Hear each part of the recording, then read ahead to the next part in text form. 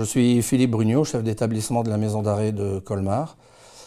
Je vais être chargé de la fermeture de cet établissement au profit du CP de Lutherbach. Ça se fera en concomitance avec la maison d'arrêt de Mulhouse. Je vais être surtout appelé à accompagner le personnel dans cette fermeture, mais aussi les personnes détenues, parce que ça va faire un gros changement pour beaucoup de personnes, y compris les services administratifs et tous les partenaires extérieurs. J'ai commencé ma carrière en 1983 dans l'administration pénitentiaire en qualité de surveillant. Après 7 années passées au centre de détention de Melun, j'ai pris connaissance du fonctionnement d'un plan 13 000 avec l'ouverture de la maison d'arrêt d'Aix-en-Provence. J'ai ensuite accédé au grade de premier surveillant. J'ai été affecté à la maison d'arrêt de Grenoble, où j'y ai passé 12 années avant d'être promu chef de service, affecté à la maison d'arrêt de Strasbourg en 2006. Promu capitaine puis chef de détention dans cette structure, j'ai été promu ensuite adjoint au chef d'établissement à la maison d'arrêt de Chambéry en 2011. Et j'ai donc pris mes fonctions en qualité de chef d'établissement ici à la maison d'arrêt de Colmar en juin 2014. La structure de la maison d'arrêt de Colmar est quand même une structure atypique dans plusieurs domaines. Alors le premier domaine, c'est son ancienneté, puisqu'on est dans un ancien couvent des Augustins, d'où le nom de la rue d'ailleurs, dont les murs datent de 1316 quand même. L'établissement pénitentiaire a été reconnu en 1919. La structure dispose de 65 cellules, dont 10 dortoirs. On est une des rares structures en France à encore disposer de dortoirs, qui vont de 4 à 8 places. Malgré la surpopulation pénale, on est dans une structure à taille humaine. Je veux dire, tout le monde est plus accessible. Tous les services sont plus accessibles et tous les problèmes se résorbent et se résolvent le plus rapidement possible. Il n'y a pas de délai d'attente en fait. Dans les grosses structures, il faut patienter pour telle ou telle chose. Dans une petite structure comme Colmar, alors c'est une structure qui est très prenante, qui est chronophage, qui est fatigante pour un chef de structure, parce que vous êtes responsable de tout et de toutes les personnes, parce qu'il n'y a pas que les personnes détenues, ni les surveillants, ni vos personnels administratifs et techniques. Il y a tout ce qui est intervenant extérieur, et Dieu sait qu'il y en a beaucoup, et de plus en plus. Heureusement qu'on a des associations extérieures qui viennent occuper la population pénale, en complément de notre travail pénal aussi, parce que c'est le point fort de l'établissement. L'établissement, c'est un 120 places. On a actuellement, ce matin, on avait 154 personnes détenues. Sur les 154 personnes détenues, il y en a environ 60 qui travaillent, alors répartis entre le travail pénal et le service général, ce qui est quand même pas négligeable. En plus de ces gens qui sont employés en continu, nous avons aussi des formations sur les métiers de la propreté, qui sont des formations qualifiantes et qui propulsent les lauréats de cette formation dans des postes d'auxiliaires après au sein de la maison d'arrêt, vu qu'ils ont les capacités pour nettoyer. On a dû évacuer un bâtiment complet parce qu'on avait été infesté par des punaises de lit. Le nettoyage de ce bâtiment a été fait par cette équipe de nettoyage et qui nous a fait un travail formidable. Et donc on arrive à joindre l'utile à l'agréable, former les gens, les payer, les diplômer et aussi les utiliser si besoin dans la structure, en cas de coup dur.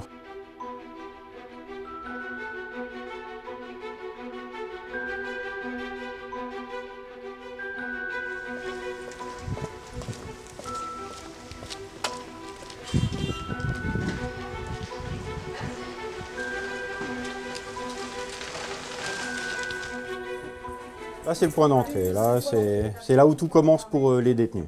Donc, on a la greffière qui s'occupe en fait de gérer l'écrou, l'accueil du détenu pour lui expliquer comment ça marche. Donc, avant la fouille, bien sûr, on récupère toutes ses affaires, tout ce qu'il a comme argent, que ce soit les bijoux et tout ça, qu'on met dans les caisses ici. Ça s'ouvre, on glisse dedans et on met. L'écrou, c'est un numéro qu'on leur donne. Donc ensuite, il doit prendre sa photo, on doit prendre ses empreintes, l'état civil et après le dossier pénal. Voilà. Une fois que tout ça est fait, on amène l'arrivant pour qu'il se fasse fouiller.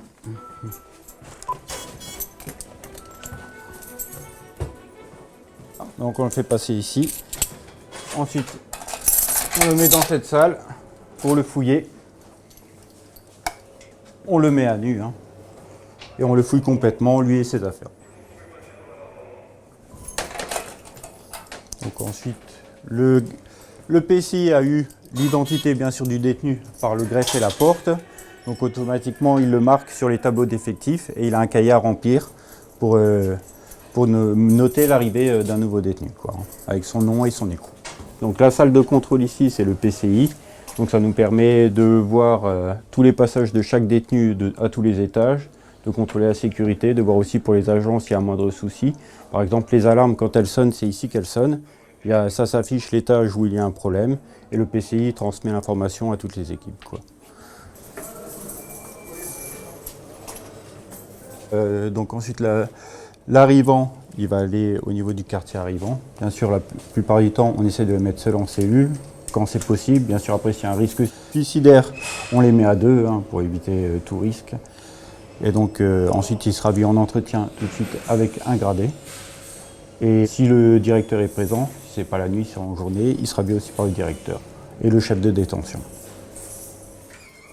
Donc bien sûr, il y a un effet de sas, hein, pour chaque grille, hein. Donc une seule grille ouverte, les autres ne peuvent pas être ouvertes, hein. Oui, oui. Il y a toujours quelqu'un, le surveillant quartier arrivant, s'il est présent ou si c'est le service de nuit, a toujours récupéré un pactage arrivant. Donc il contient les couvertures, de quoi se laver, les couverts. Donc voilà de quoi se compose un pactage. Donc le plus important, il y a la couverture, les draps, torchons, un nécessaire de toilette, tout ce qui est couvert, et un nécessaire aussi de nettoyage.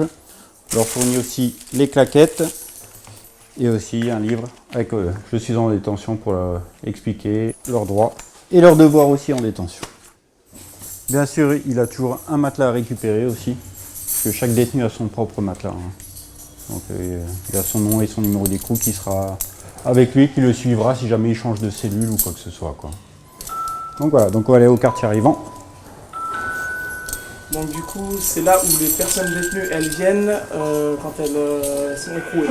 Donc du coup, elles arrivent, elles restent ici pendant 7 à 14 jours en fonction du Covid. Bonjour quartier arrivant, on va faire une visite. Donc ici c'est le bureau du surveillant quartier arrivant. Je les fais voir par le gradé, je les fais voir par l'infirmerie et je les fais venir au vestiaire pour leur donner des affaires de rechange, pour leur donner le pactage arrivant. Ensuite, après, je les reçois en entretien, donc je vois avec eux, j'évalue leur santé physique et mentale, voir si tout va bien, s'ils n'ont pas de choc carcéral. Essayer de prévenir un maximum les risques suicidaires. Je leur fais signer du coup des feuilles si par exemple, c'est juste à titre informatif, s'ils veulent par exemple, s'ils ont des problèmes en détention, s'ils ont des idées noires ou quoi que ce soit, qu'il y a plusieurs organismes qui sont là pour eux. Après c'est moi qui m'occupe aussi de leur remettre la carte téléphone à 1 € s'ils sont condamnés. Je leur fais justement signer l'engagement de respect, donc c'est tout ce qui est le règlement intérieur, respecter le personnel pénitentiaire, respecter la tranquillité des autres, respecter le matériel, respecter tout ça. Le micro-ondes, en fait, c'est quand ils arrivent surtout en service de nuit, parce que les cuisines sont fermées. Donc on a les repas ici à leur faire réchauffer, hein. Donc on a des repas comme ça, ils sont sûrs d'avoir à manger les nuits où ils arrivent.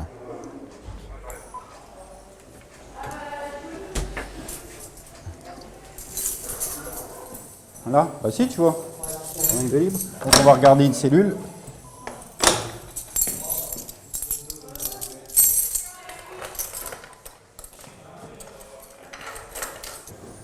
Donc voilà une cellule du quartier arrivant, composée d'un frigo, une table, le lit, un évier et une douche. Donc il y a 20 ans, en fait, il n'y avait pas de douche en cellule. Donc c'était dans le bureau, c'était des douches collectives, quoi. Les détenus aussi ont le droit au téléphone, hein. Quand ils arrivent, on leur donne 1 € pour qu'ils puissent prévenir leur famille, quoi. Donc là, c'est les boîtes aux lettres. Donc il y a le courrier intérieur, c'est-à-dire quand ils doivent écrire au SPIP ou alors à un gradé ou quoi que ce soit, et le courrier extérieur pour envoyer à leur famille. La deuxième boîte, c'est l'UXA, c'est l'infirmerie. Donc c'est s'ils ont un problème pour prendre un rendez-vous avec un docteur. C'est le quartier disciplinaire. Donc il y a 2 cellules de toute la détention en fait.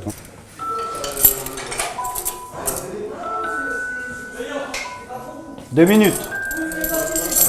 Donc là, on va aller voir une cellule du quartier cellulaire. Donc là, c'est le quartier cellulaire, c'est la prison dans la prison. C'est pour ceux qui font des bêtises dans la prison. S'il n'y a pas d'autre moyen de les résoudre, c'est ici qu'ils atterrissent.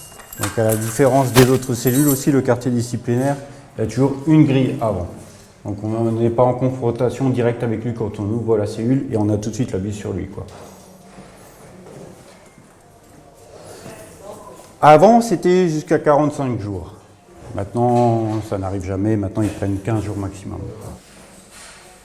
Donc au quartier disciplinaire, hein, il n'y a pas de télé. Ils ont juste le droit à la radio qui est au-dessus. Donc on leur allume quand ils le demandent.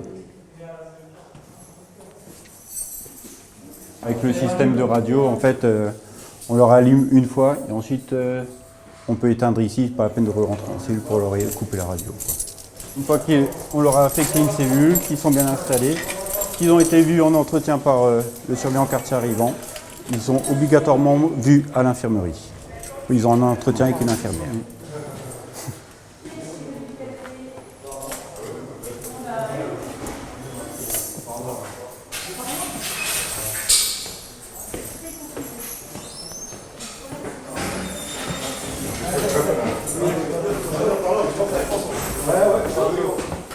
Oui, tu peux ouvrir. Merci.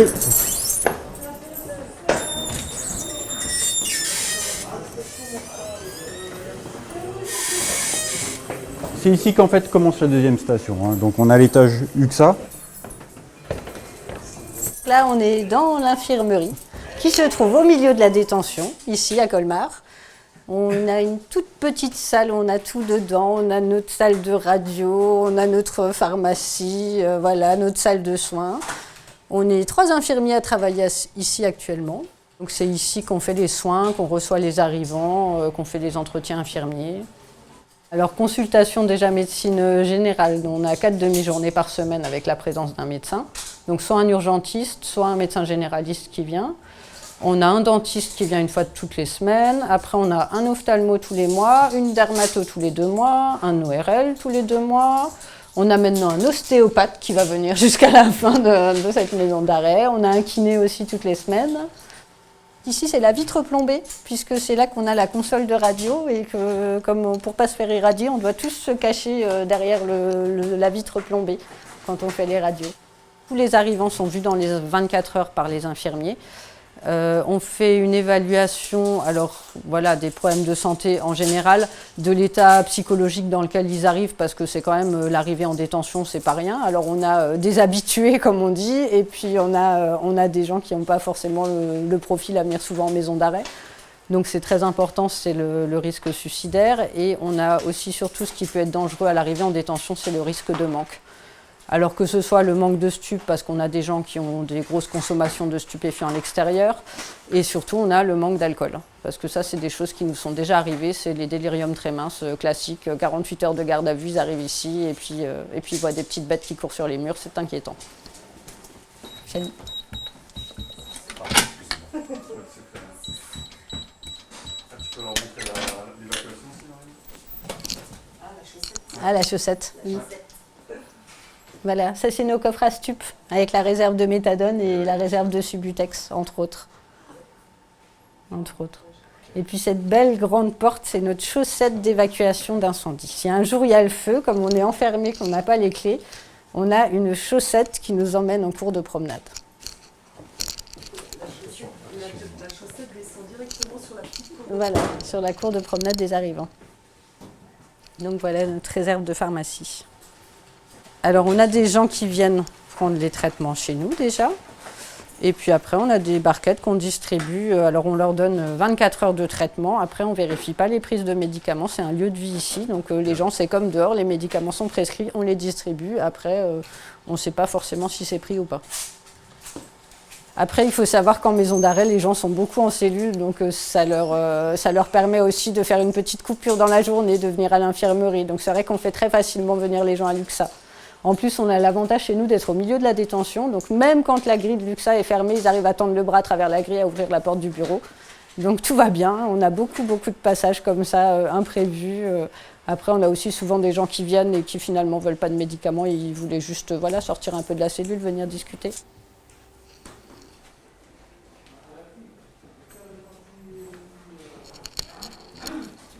Voilà, alors ça c'est nos placards qui sont bien barrés parce qu'ils étaient très souvent forcés pour cacher des choses dedans. Ça c'est la salle d'attente de Luxa. Notre table de radio aussi, parce que parfois on a besoin de faire des radios allongées, donc on a une table de radio. Donc ça c'est le bureau de consultation du médecin généraliste, de l'ophtalmo aussi, donc on a tout le matériel de l'ophtalmo. C'est là qu'intervient aussi le kiné.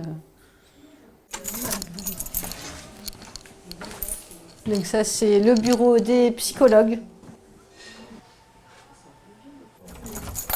Voilà. Et ça, c'est le cabinet dentaire. Le cabinet dentaire qui fait aussi office de bureau de consultation pour les psychologues et les psychiatres parce qu'on n'a pas beaucoup de bureaux ici. Et c'est une prison qui tombe de partout mais qui va nous manquer parce que c'était quand même, c'était un très chouette établissement. On a eu la chance d'avoir vraiment des relations avec les détenus où c'était agréable, c'était familial, même avec la pénitentiaire. Un petit établissement, ça va nous manquer. Donc là, voilà, donc au niveau de l'infirmerie, et on a accès au travail pénitentiaire. Donc là, c'est une cellule de 4. Donc là, on va accéder au TP. Donc en fait, il y a différentes salles de TP où c'est chaque société qui travaille en fait avec le travail pénitentiaire. Et bien sûr, il y a un chef contremaître qui est détenu et qui lui s'occupe de toutes les sociétés et de toutes les pays. Alors ici, ils travaillent sur Cotillon d'Alsace, donc ils font des décorations pour la fête. Ils travaillent avec Cartonnage de Colmar. Alors là, c'est des pièces en carton pour principalement des pièces auto, pour faire du rangement de pièces auto.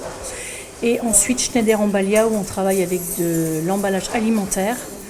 Donc les produits arrivent en vrac et on doit les positionner, les placer ou alors les confectionner et les remettre après, les conditionner dans des cartons pour que ça reparte chez les concessionnaires qui font de la vente après dans d'autres prestataires.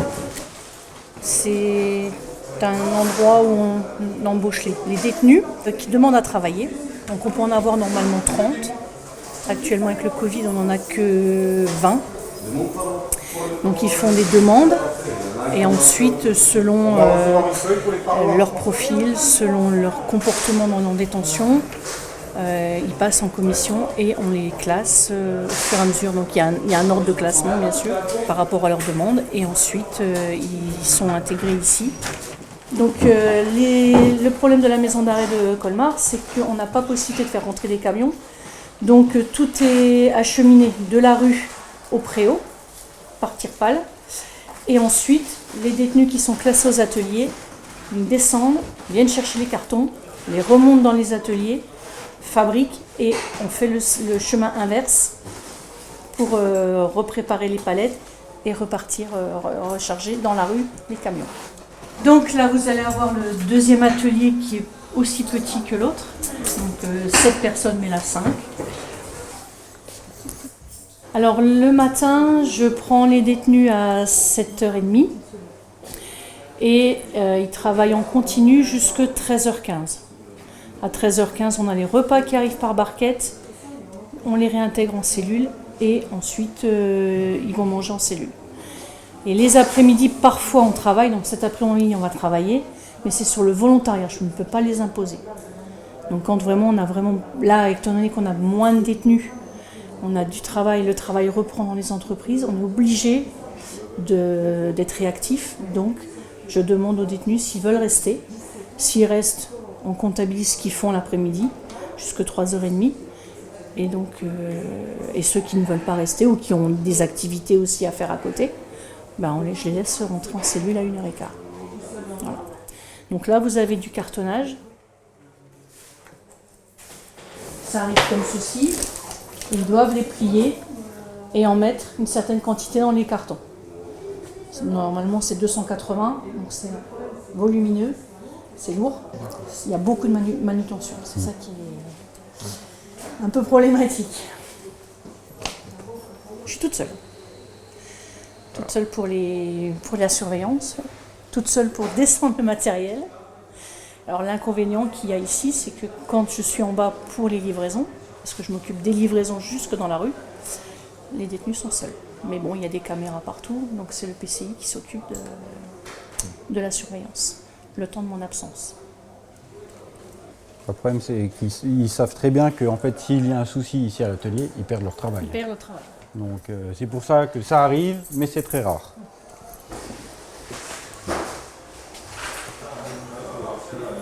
Donc là, vous avez l'accès au quartier cellulaire, de ce côté-là. Donc normalement, je récupère les détenus de ce côté-là, pour le quartier, et je récupère à la deuxième station de ce côté-là.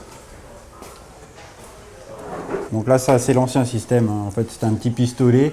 En fait, lorsqu'on fait les rondes, à chaque passage, on doit pointer. Donc avec le pistolet, on pointait. Maintenant, on a des petites qui sont beaucoup plus simples. On a juste à passer devant et ça pointe automatiquement, quoi. Avant, c'est vrai que c'était un gros truc, sorte de pistolet, quoi. Et c'était pas très pratique.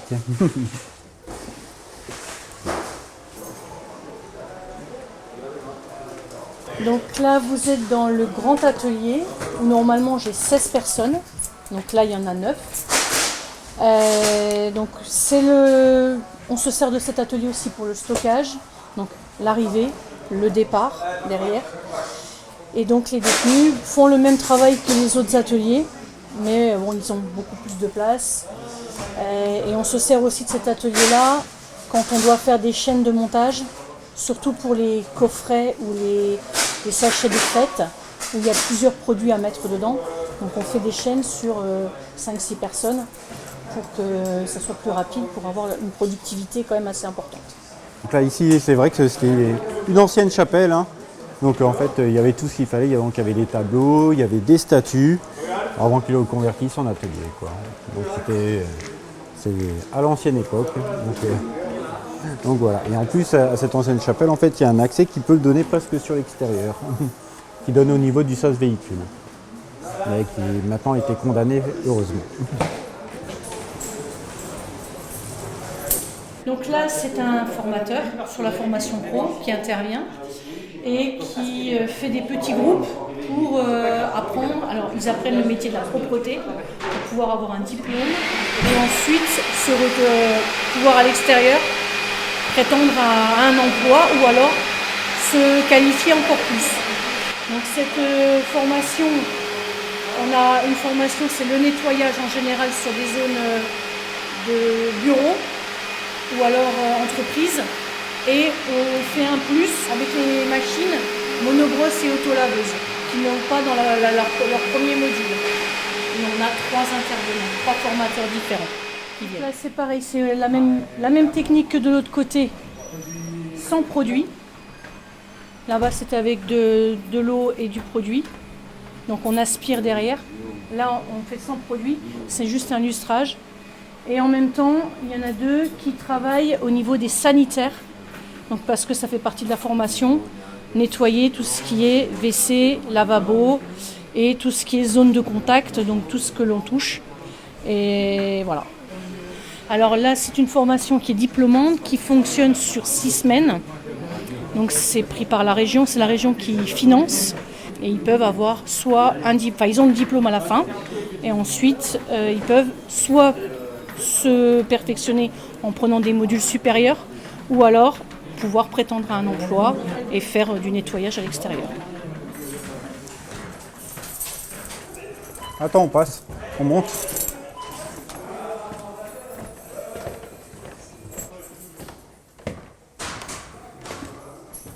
Donc là, on va accéder à la deuxième station.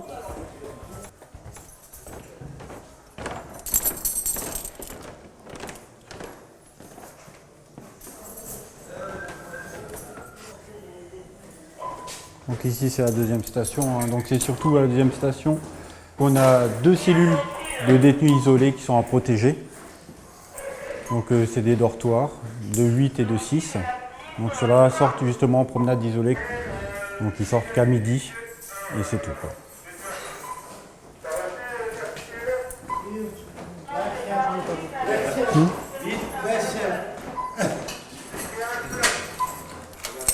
Donc bien sûr aussi les détenus ici, ils ont accès au téléphone.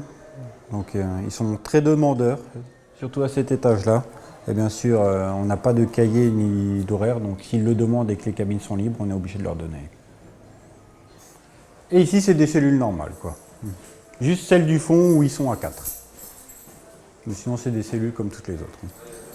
Donc ici, là, on va avoir accès au dortoir. Donc la première cellule, c'est une cellule normale, mais ensuite, c'est que des dortoirs.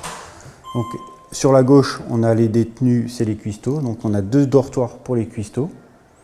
Et celle qui est encore tout à gauche, c'est la cellule pour les cantiniers. Donc c'est ceux qui distribuent les cantines. Donc là, normalement, ils sont tous au travail. Les cuisiniers partent tôt le matin à 7h30.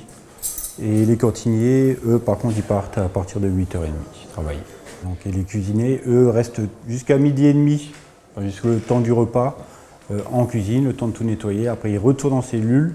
Ils ont le droit à une promenade l'après-midi s'ils veulent sortir. La plupart du temps, ils ne sortent pas, ça ne les intéresse pas trop. Et à 4h, ils redescendent pour aller travailler, pour le repas du soir. Et 7 jours sur 7. Alors bien sûr, ils se relayent, mais c'est vrai qu'ils n'ont pas beaucoup de jours de repos.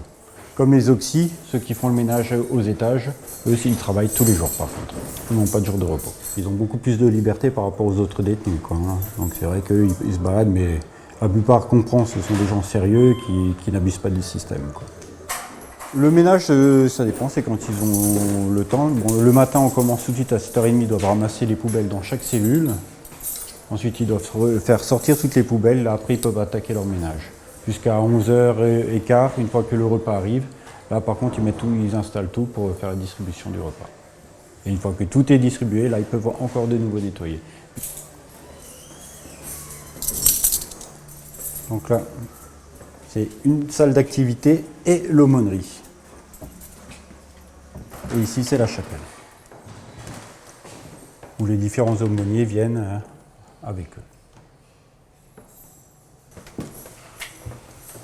Donc là, on utilise souvent cette salle lorsqu'il y a des intervenants extérieurs qui viennent faire, par exemple, des ateliers peinture, des ateliers dessin, des ateliers chant, des ateliers mime. Enfin, on a eu un peu de tout comme atelier, et donc ils viennent ici, ils se réunissent ici. Donc là, on va continuer.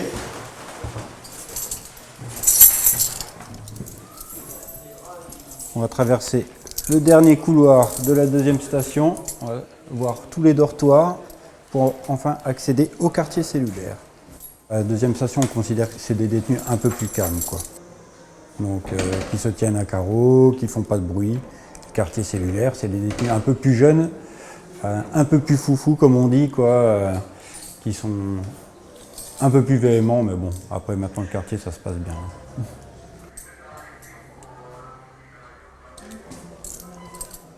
Deuxième station, ils sont environ 70. Et au niveau du quartier cellulaire, je pense qu'il doit y en avoir 60 en ce moment. 61 ? Merci. Donc là, comme vous voyez, il y a différents dortoirs. Là, c'est un dortoir de 6.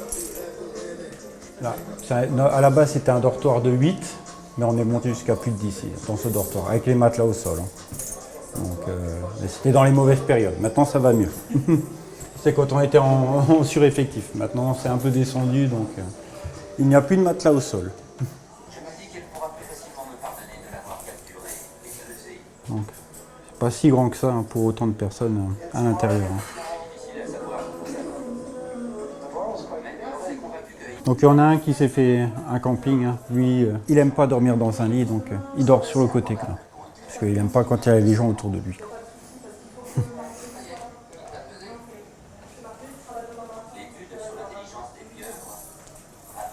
Donc bien sûr, heureusement, ils ont la douche en cellule.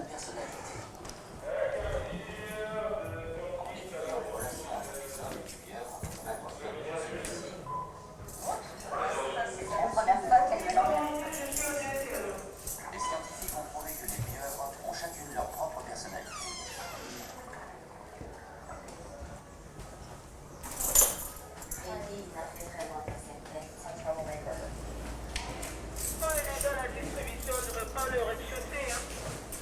m'a pris la pierre. Voilà, ensuite. Tu veux me mettre avant la tombe.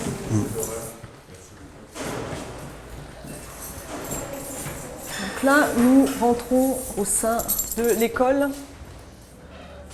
On se trouve actuellement dans la salle 1, qui est la salle de l'ULE, donc de l'unité locale pour l'enseignement, la salle la plus grande. Donc dans cette salle, on a essentiellement les enseignements d'anglais, de français, de maths, les cours, je veux dire, où il y a beaucoup de monde. On a une autre petite salle, c'est la salle informatique, où on sera plus en petits groupes. Alors la bibliothèque, vous voyez qu'elle est bien rangée. Ce n'est pas de mon fait.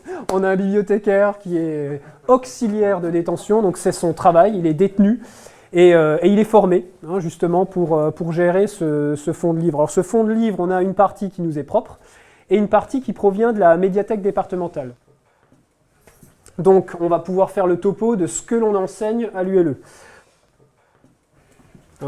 Donc une partie journal, on a un journal de l'école, on y consacre la matinée, avec une partie PAO, c'est-à-dire programmation assistée par ordinateur, pour la mise en page, et une partie donc rédaction. Donc on est un peu en comité de rédaction, on a régulièrement 5 personnes pour rédiger. Alors, en maison d'arrêt, ça tourne énormément, donc le tout c'est d'avoir toujours un groupe qui permette de générer des articles, quoi. Puis ensuite on a de l'informatique. Quand je dis informatique, il est bien clair qu'on est en détention et que la limite de l'enseignement de l'informatique, c'est Internet. Il n'y a pas de connexion Internet.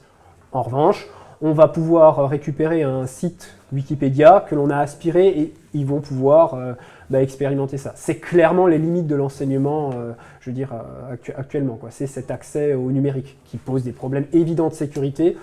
On essaie de composer avec, mais ça devient de plus en plus dur puisque les formations par correspondance sont principalement accessibles maintenant par la voie numérique. On a également des cours de code de la route.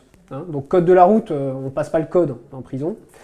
Par contre, on va se servir, du moins mon collègue se sert du code de la route pour aborder les principes de mathématiques, de physique, de français, parce que comprendre les questions du code, parfois, c'est un peu tordu. Voilà. On a également de la culture générale le jeudi.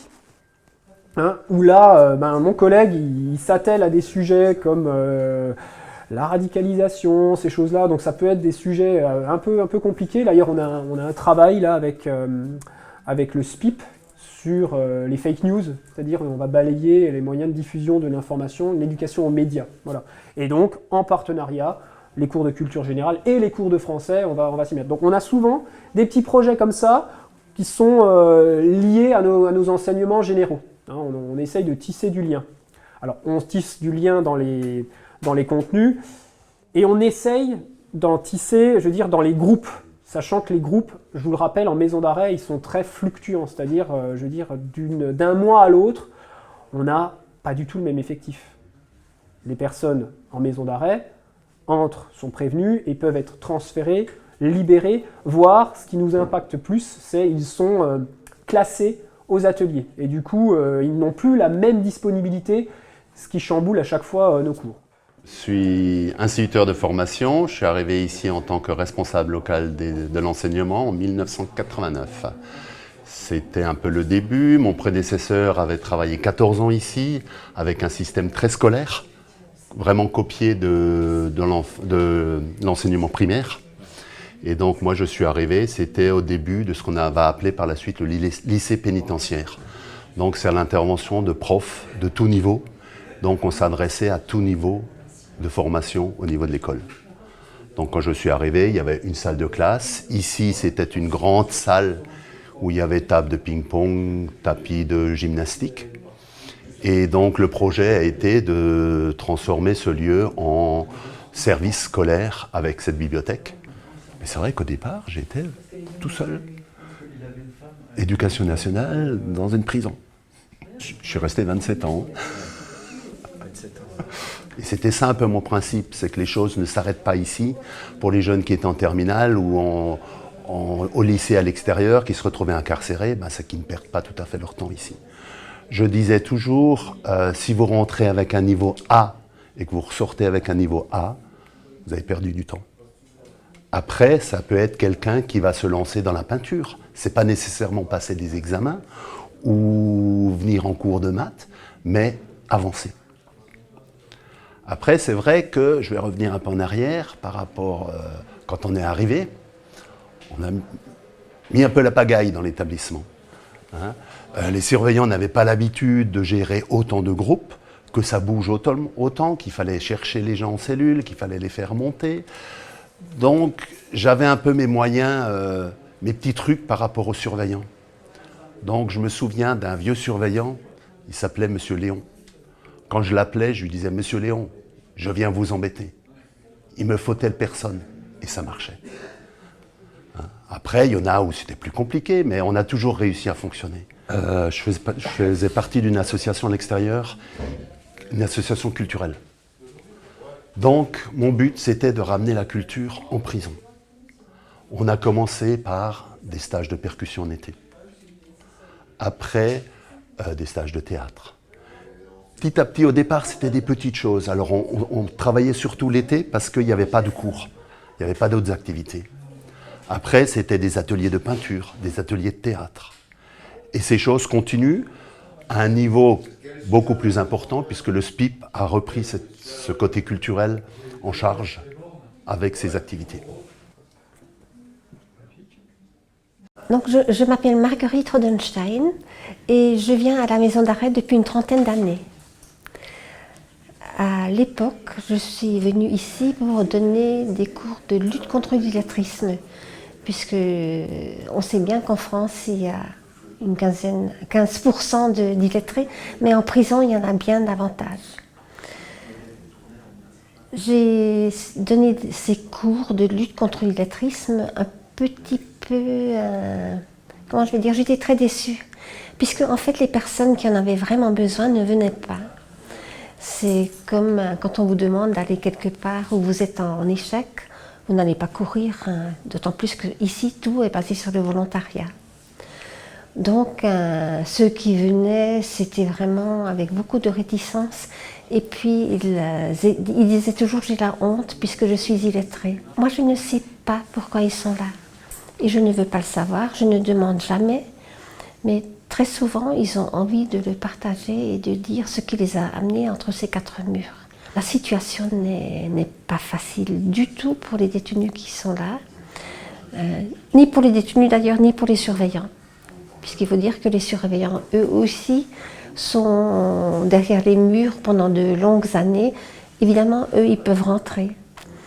Mais je crois qu'on leur demande beaucoup de choses. On leur demande d'être éducateur, d'être psychologue, d'être un peu tout. Un peu tout. Et donc, c'est difficile, c'est très difficile.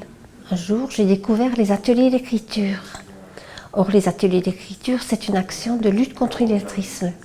C'est une manière d'apprendre de façon ludique, sans que pour autant mettre les intéressés en situation d'échec. En atelier d'écriture, on peut écrire ce qu'on veut, et avec ou sans faute, peu importe.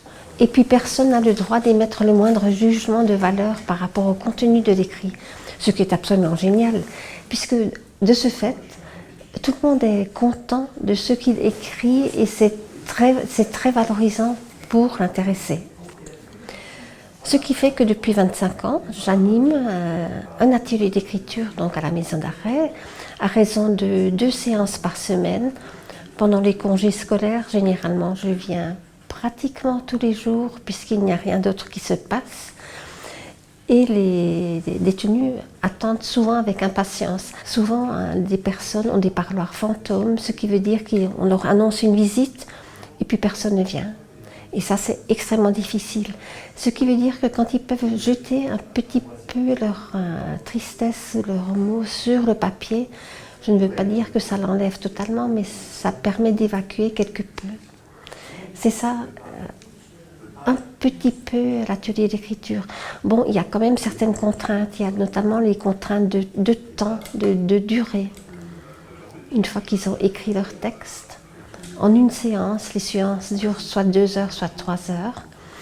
Moi, j'emporte le texte que je saisis par ordinateur et je le rends la semaine suivante et chacun lit son texte devant tout le monde. Dernier bout de chemin ici, puisque la prison va être transférée à Lutterbach. Mais dernier bout de chemin pour moi aussi, puisque je vais arrêter après une trentaine d'années. Je pense qu'il est bon que la relève se fasse. Voilà. Le sentiment partagé, je veux dire, de tous les enseignants, je veux dire, en milieu carcéral, c'est vraiment de se sentir utile, parce on est vraiment, on est toujours confronté à, tiens, il me manque ci, il me manque ça, je veux dire, on comble des vides et on les élève justement.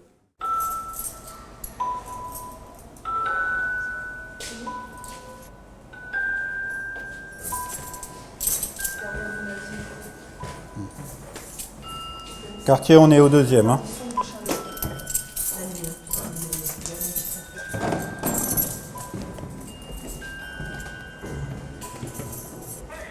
Donc là, le quartier cellulaire, c'est sur 3 étages. Hein. Donc on a 3 grandes coursives comme ça. Quoi. Là, c'est le deuxième étage. C'est 8 cellules par étage. Quoi.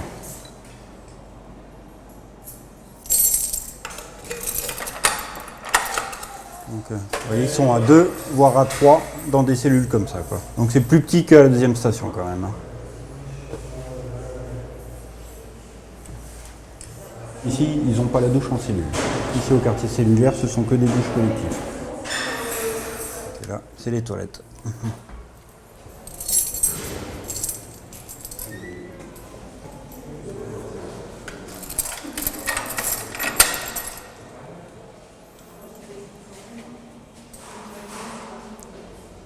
Donc quand ils demandent la douche, les douches se trouvent à ce niveau-là.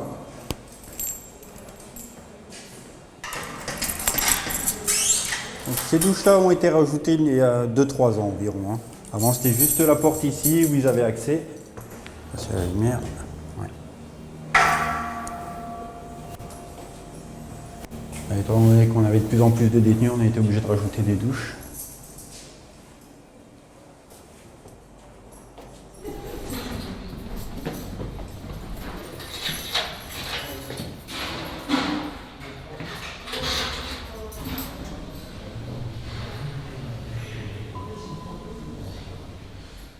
Donc ici, là, c'est le bureau des surveillants. Hein. Ils sont toujours à 2 pour les 3 étages.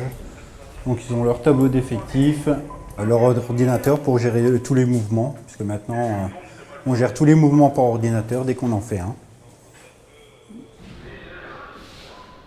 Donc la petite porte là en face, ça permet à la surveillante du travail pénitentiaire de récupérer les détenus affectés au quartier, qui travaillent chez elle.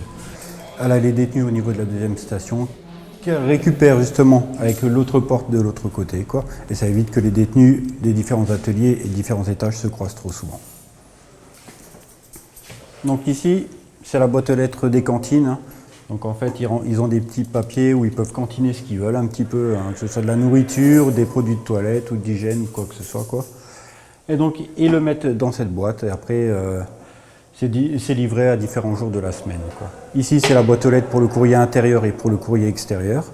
Donc en fait, ils postent leur courrier lorsqu'ils doivent écrire, que ce soit au SPIP ou alors à quelqu'un de la détention, à un surveillant ou un gradé ou au directeur même, ils posent ici, quoi. Et ici, c'est la boîte aux lettres pour les UXA, les infirmeries.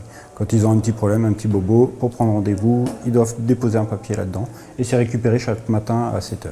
Là, c'est la salle du coiffeur aussi. Donc on les fait venir un par un s'ils ont pris rendez-vous avec le coiffeur. Et là, au fond à droite, c'est des douches. Et donc là, ici, on se trouve au rez-de-chaussée du quartier.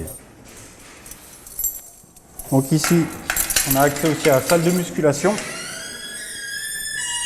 qui a été vidée. Hein. Il n'y a plus rien là, elle est en réfection. Donc bien sûr ici on n'a pas un système où ils peuvent nous appeler avec donc ce qu'ils utilisent c'est des petits bouts de papier qu'ils font passer à travers la fenêtre et là on sait qu'ils veulent quelque chose. Donc ce n'est pas grand chose, des fois c'est un petit problème, il n'y a que comme ça qu'ils peuvent nous appeler ou alors ils tapent aux portes mais on préfère qu'ils mettent le petit bout de papier et qu'ils attendent qu'on passe devant leur cellule. Et donc on est obligé de faire des rondes régulières, hein, vu qu'on n'a pas de voyant ni rien pour les appels de cellules, donc on est obligé de descendre et monter plusieurs fois, voir s'il n'y a pas des drapeaux aux cellules.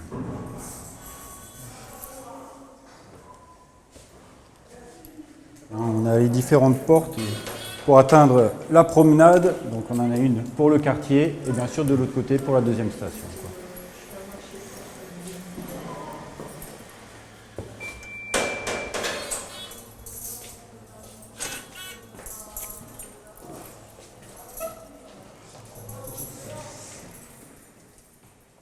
On va aller voir la cour.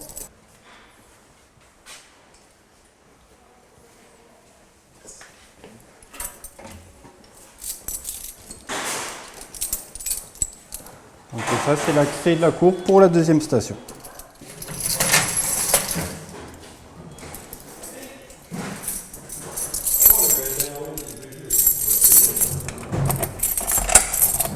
Et voilà la cour de promenade.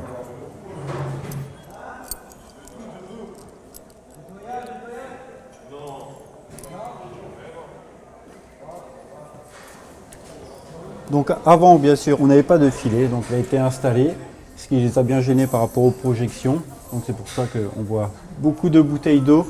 Donc en fait, puisqu'ils se sont amusés à faire quelques petits trous dans le filet, à le brûler.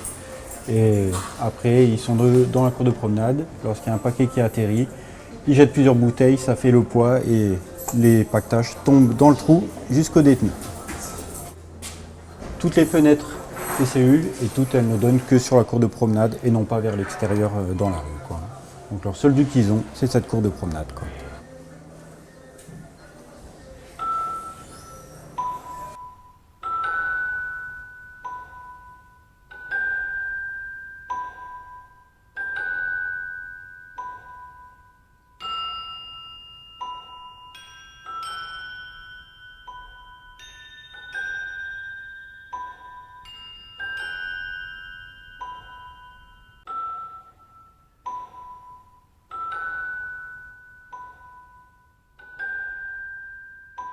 Je suis surveillante pénitentiaire, aujourd'hui brigadier depuis décembre 2003. J'ai eu la chance d'arriver ici, donc un petit établissement dit familial, quoi, puisque en règle générale, en début de carrière, c'est plutôt des très gros établissements comme Paris ou on avait aussi Marseille ou la Corse. J'étais parmi les premières arrivées au niveau des examens. Et j'ai donc pu choisir ce petit établissement. Je ne savais pas qu'il y avait une prison à Colmar, donc pour vous dire qu'on n'en entendait pas vraiment parler. On a toujours eu moins de 200 détenus, avec pour beaucoup des détenus qui reviennent assez souvent. Il y a des détenus que je connais depuis le début, quoi. Ils m'ont vu arriver stagiaire, moi je les ai vus arriver jeuneaux. Aujourd'hui j'ai 40 ans, eux pareil. Donc il y a déjà ce premier point et on peut aussi évoquer la structure particulière de la maison d'arrêt. Donc vous connaissez déjà la prison, vous savez qu'en règle générale c'est plus des coursives longues, quoi. Alors qu'ici, déjà il y a beaucoup d'escaliers, donc des coursives beaucoup plus courtes. Et on a aussi, c'est très vétuste. Alors là, aujourd'hui ça va mieux, mais quand je suis arrivée, il y avait quand même certaines cellules qu'on appelait les grottes. Et je veux dire, on va dire qu'on était quelque part... on était obligé un petit peu, c'était pas une obligation, mais il y avait quand même une contrepartie. Les détenus avaient peut-être un petit peu plus de passe-droit que dans un établissement beaucoup plus grand et beaucoup plus récent, quoi. Je veux dire, on va plus être dans le social, on va aussi avoir plus le temps de discuter avec les détenus, alors que dans les grands établissements, c'est vraiment les mouvements, heures de promenade, heures de douche. Là, on va quand même pouvoir avoir des discussions, on va parfois pouvoir plaisanter. C'est ce que j'appelle l'établissement un peu familial, quoi. Qu'on ne retrouvera plus arrivé à l'Uterbach. Ce ne sera plus du tout le même rythme de travail.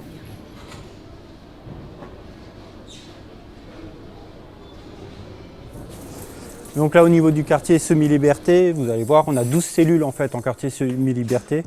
Là, je crois qu'on n'a qu'un détenu en semi-liberté, on n'en a pas beaucoup. Hein. Donc, ils sortent le matin, la plupart quand ils travaillent, et après ils reviennent le soir. Donc toujours avant l'appel, bien sûr, à 6h45 au plus tard, ils sont de nouveau en cellule.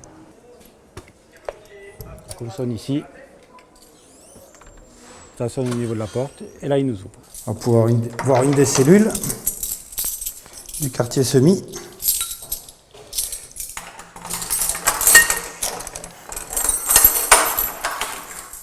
Certains, ils ont juste des permissions, puisque certains sont en semi-liberté mais n'ont pas de travail. Donc ils ont juste des permissions pour chercher du travail. Donc eux, c'est des horaires un peu plus restreints, ils doivent rentrer le midi et repartir l'après-midi. Mais certains, ils partent toute la journée, et quand c'est le week-end, ceux qui travaillent, ils ont le droit des permissions qui leur permettent d'être le week-end à leur maison.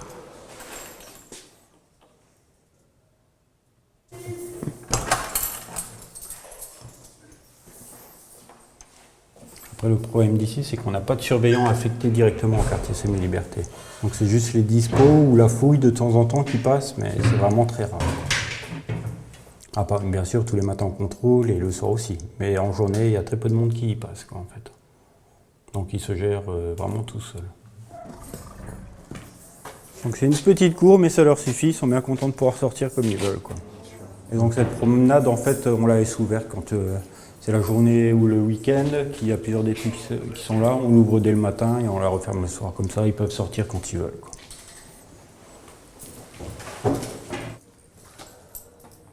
Ils sont seuls, tout le temps en cellule, quoi. Donc par contre, eux aussi, ils n'ont pas la douche en cellule, hein. Les douches sont au 2e étage du quartier semi. Donc le quartier semi-liberté aussi, c'est sur 3 étages. Donc là, pour l'instant, il n'y en a qu'un seul qui est occupé. Donc ici, les étages sont dispositionnés pareil, hein. Je suis major pénitentiaire au sein de la maison d'arrêt de Colmar. Je suis ici depuis 2000.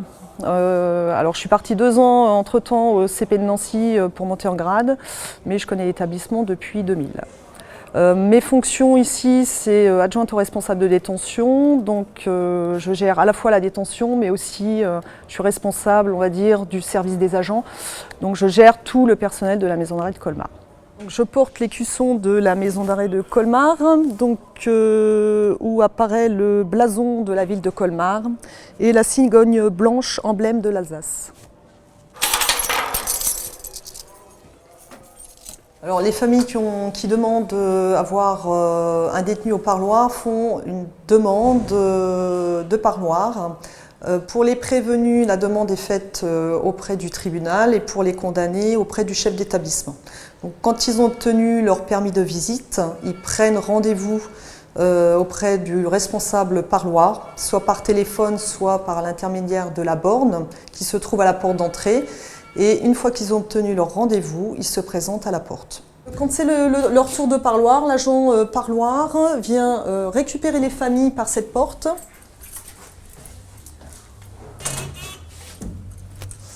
Et faire entrer les familles une par une. Donc si elles ont un sac de linge, elles doivent poser leur sac de linge sur le bagage X. Et ensuite, la personne doit passer sous le portier de détection, sans sonner, bien évidemment, sinon elle ne peut pas rentrer à l'établissement. Donc les détenus qui ont parloir sont pris en charge par l'un des 2 responsables du parloir. Ils sortent de la détention pour se rendre au parloir. Ils doivent passer sous le portique et ensuite ils ont accès au parloir. Une fois que les familles sont en place, donc c'est libre, hein, les familles s'installent où elles veulent. Une fois qu'elles sont en place dans le parloir, on fait rentrer les détenus pour le parloir. La personne détenue a le droit d'avoir 3 personnes à sa table. Alors on voit en fonction des personnes qui se présentent, si par exemple on a 2 adultes, on peut accepter 1 ou 2 enfants supplémentaires, un adulte peut prendre un enfant sur les genoux, donc, mais sinon c'est limité à 3 adultes par exemple à une table avec le détenu. Donc derrière moi, vous avez un bureau avec vitre sans teint. Donc il y a 2 personnels de surveillance qui travaillent au parloir et donc un personnel surveille les détenus au parloir pendant que le 2e personnel fouille les sacs de linge apportés par les familles. Alors le surveillant, bien évidemment, ne reste pas dans son bureau. Il est amené pendant le temps du parloir à faire des rondes au sein du parloir pour voir si tout se passe bien, voir s'il n'y a pas aussi d'échanges illicites, ça peut arriver. Donc il fait des rondes régulières pendant les 40 minutes. Donc maintenant on va aller en cuisine. Donc ça c'est les panières à pain, c'est le pain qui est livré tous les jours. Et les panières rendues tous les matins aussi. Ils arrivent tous les matins à 7h30, les détenus. Ils repartent à 12h30 environ. Tout dépend le travail qu'ils ont à faire pour le nettoyage et tout. C'est le chef qui décide de qui vient en cuisine. Ensuite ils ont un essai de 2 mois. S'ils font l'affaire, ils restent. Automatiquement ensuite ils sont mis en cellule comme je vous ai montré au dortoir à la 2e station avec les autres cuistots une fois que c'est accepté. Et voilà. Et s'ils ne font pas l'affaire, ils retournent en détention normale sans travailler. Là ils sont 7. Et donc là aussi, il y a le tableau, justement, pour savoir les effectifs et les différents repas. Donc là, on a le quartier avec les 65, donc il y a les régimes sans porc, enfin les régimes avec porc, les régimes sans porc, les régimes VG. Et c'est par ici aussi que les détenus, en fait, sortent leurs poubelles le soir et tout, quoi. Donc là, ils ont leur table là-bas.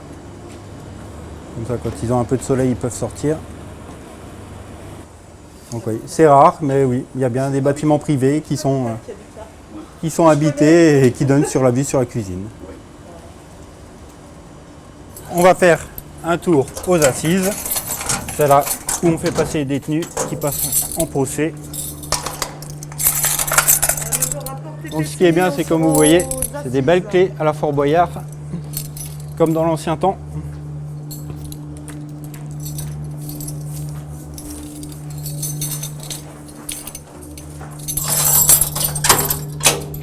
On va juste faire attention à la tête quand vous passez. Quand on n'a pas l'habitude, on se cogne.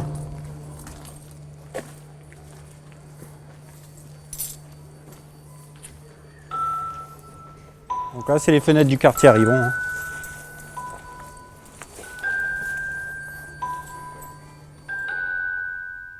Donc ça, c'est les anciennes clés. Et celle-là, on continue d'utiliser pour le passage aux assises. Major, à travaux, on arrive. Donc là, nous allons nous rendre à la cave, la maison d'arrêt de Colmar.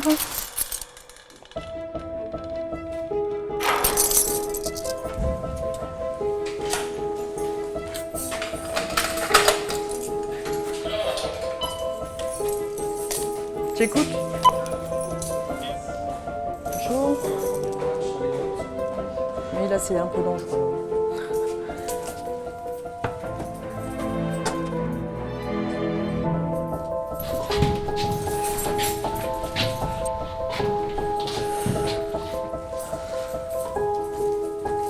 Donc ici la porte, l'ancien mitard.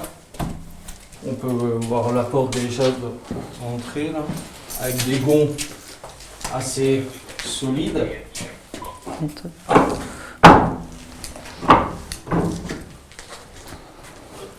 L'épaisseur. Avant il n'y avait absolument rien. Un matelas au sol le soir, une tinette et c'est tout. Rien. Il semblerait qu'ils en aient oublié de temps en temps, quelques jours. Il fallait descendre pour leur donner à manger. Pour certains, ils avaient été oubliés.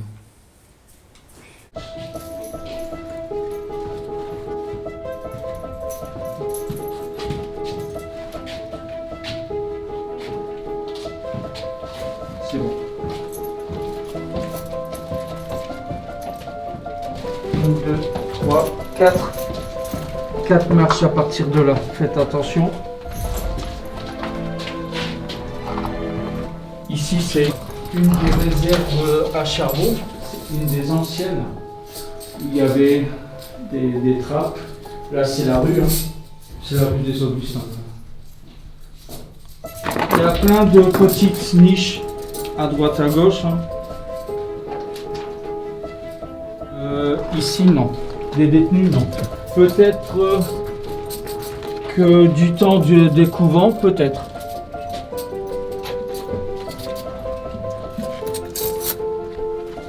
On arrive sur une ancienne, là encore, c'est la rue des Augustins.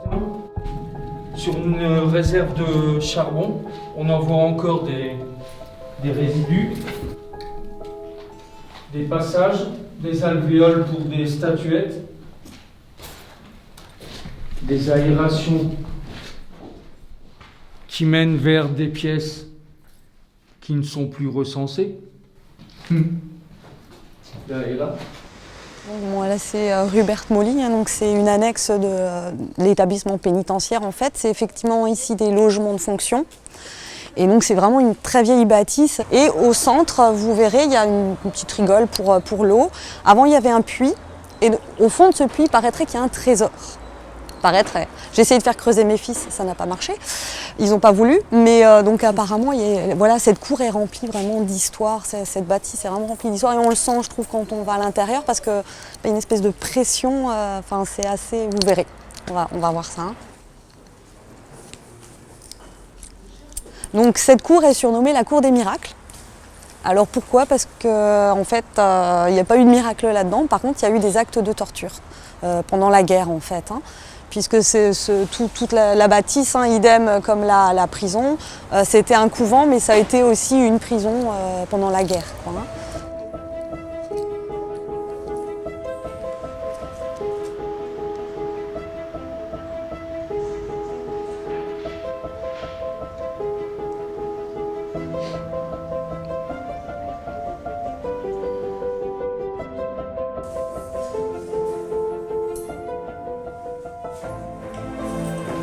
Et donc c'est par le quartier semi qu'on va accéder au comble, les greniers de la maison d'arrêt. Donc le pointage aussi la nuit, hein. On passe toujours ici. Hein.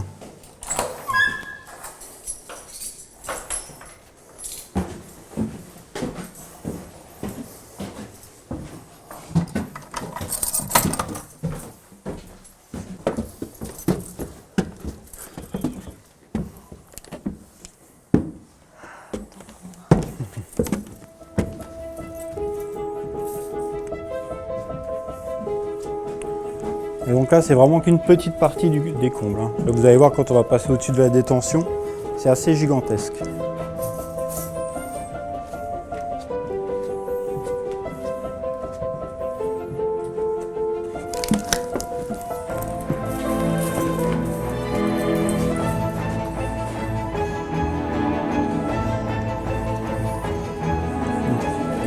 Voilà.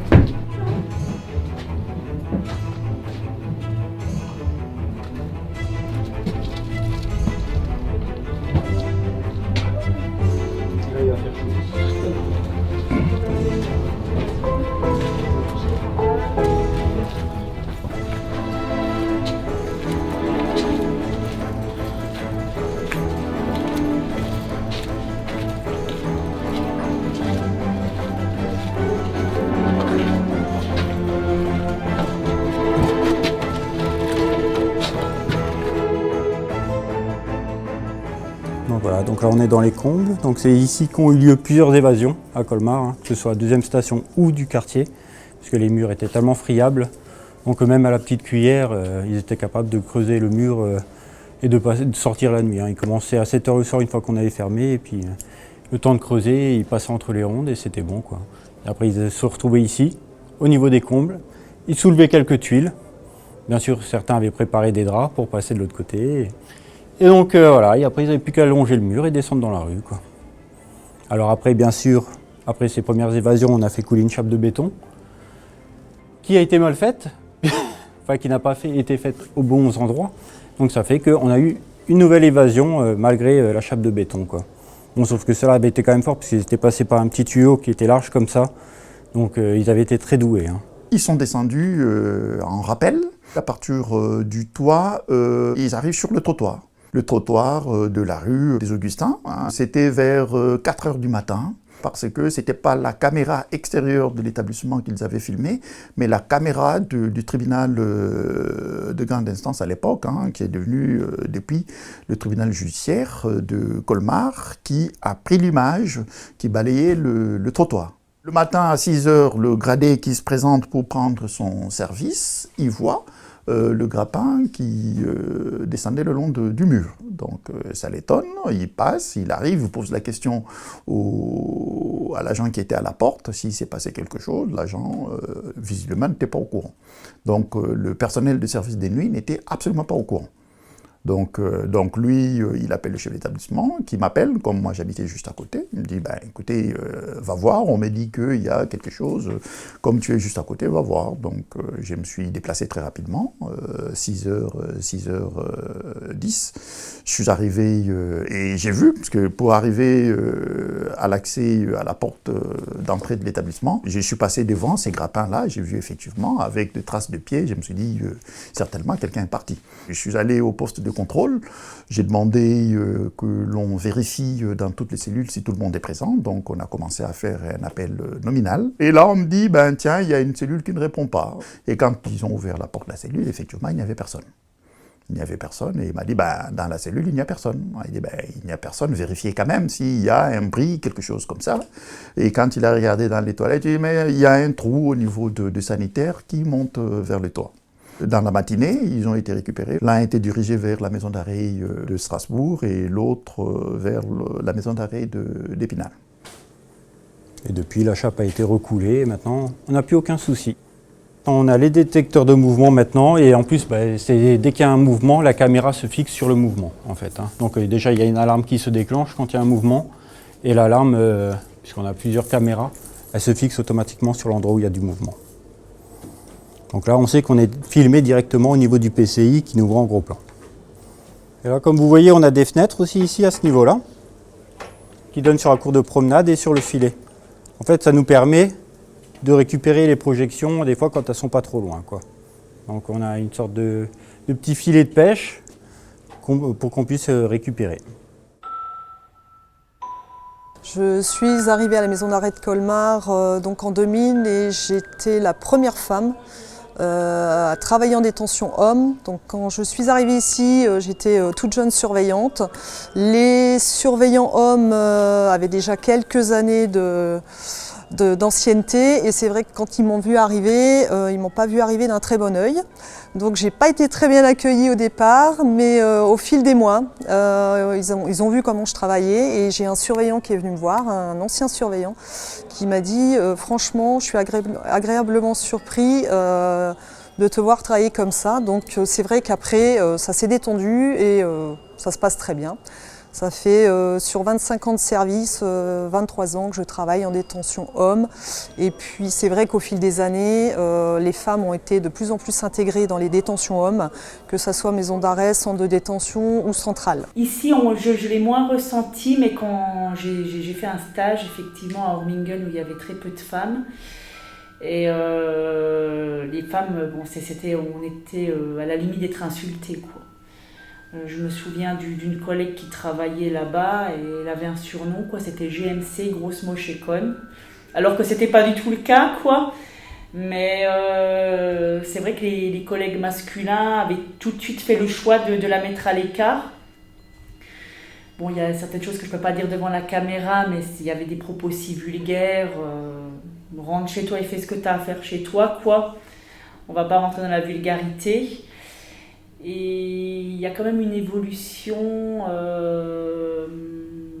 je veux dire aujourd'hui, c'est vrai que plus les collègues vont être jeunes, bon après c'est aussi peut-être un peu à l'image de la société, plus ils vont accepter la femme vraiment en tant que père, quoi. En ce qui concerne les détenus, on est quand même, je veux dire, protégé par la réglementation. Donc les détenus, il y a des limites à ne pas franchir, ils les connaissent, sinon il y a des rapports d'incidents, quoi. qui conduisent jusqu'au quartier disciplinaire. C'est vrai que les limites ont été très rarement franchies. Après, en tant que femme, moi personnellement, après je veux dire chacun sa façon de travailler, je ne vais pas plaisanter autant qu'un homme. Moi je vais quand même mettre la barrière assez rapidement. On peut discuter, on peut rire 5 minutes, mais après il y a une barrière qui se met en place, quoi. Moi j'ai toujours eu ce mur. Voilà.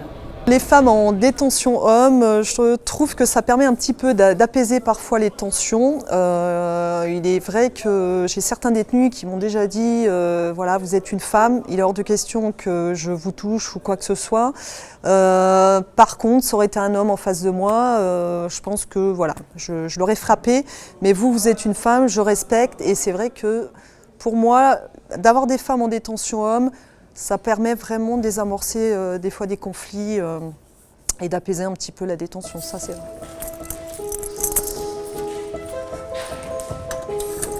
Voilà, là où sont classés tous les dossiers et les fiches pénales.